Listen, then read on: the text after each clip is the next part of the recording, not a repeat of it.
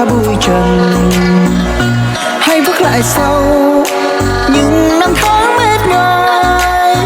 Cứ vui tươi cười hoài, đời giống như bức tranh thêm màu sắc tươi.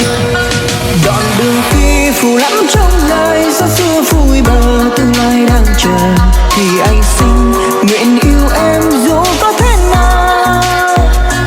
Ngàn hương hoa tỏa khắp những gian đang khi nhẹ nhàng chờ em đến, có em bên đời thấy ôi sao bình yên. Mong thời gian sẽ mãi ngừng lại, sẽ mãi cho em tình yêu, mãi cho em bài ca, mãi cho em những điều đẹp nhất trên đời.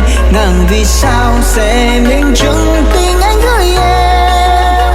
Mong đến khi ta gặp nhau, những đêm hôn tầm em chắc tiếp sẽ chung nhịp từ phút giây này. Mong ta mãi bên nhau, nguyện sẽ không